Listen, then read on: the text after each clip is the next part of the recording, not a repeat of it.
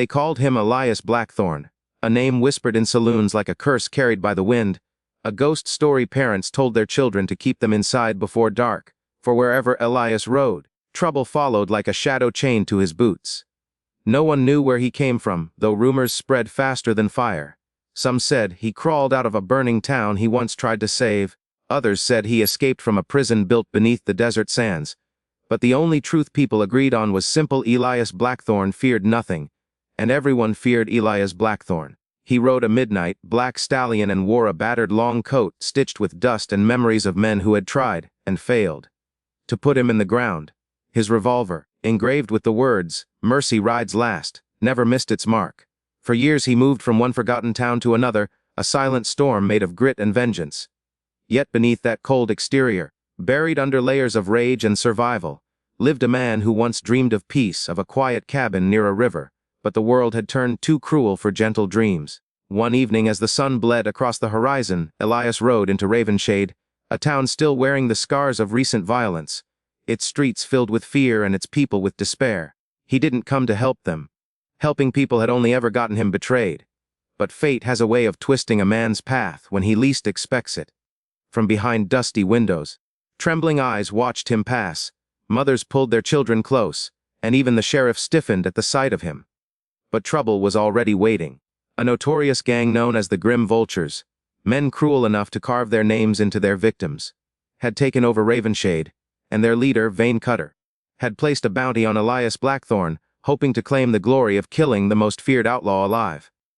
Elias wasn't looking for a fight, but sometimes a fight looks for you.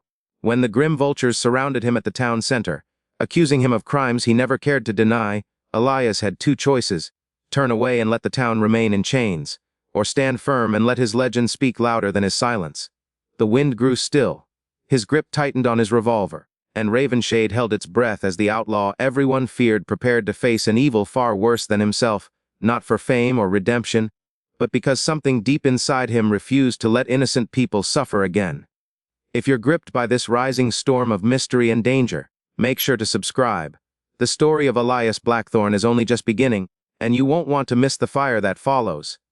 Dawn broke like a blade of silver across Ravenshade as the Grim Vultures regrouped, furious that Elias Blackthorn had survived their ambush, and even more enraged that he'd taken down 6 of their men before they could draw their second breath.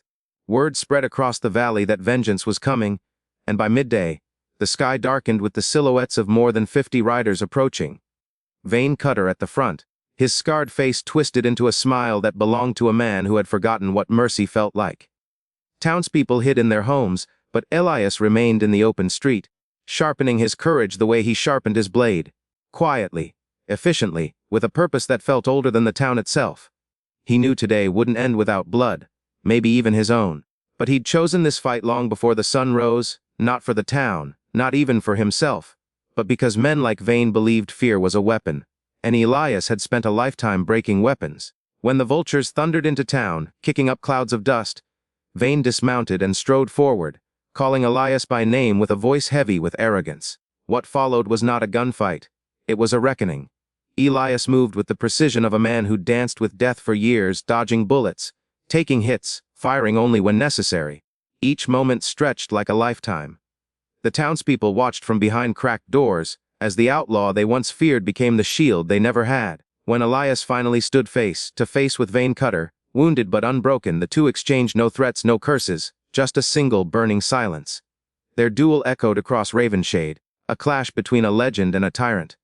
And when the dust settled, only Elias remained standing, breathing hard but victorious, his shadow stretching long across the street, as if marking the place where fear itself had fallen.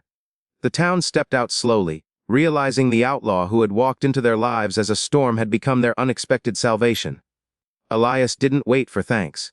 He simply holstered his revolver, whispered something to his horse, and prepared to ride again, deeper into a world that still needed men like him, even if they didn't know it.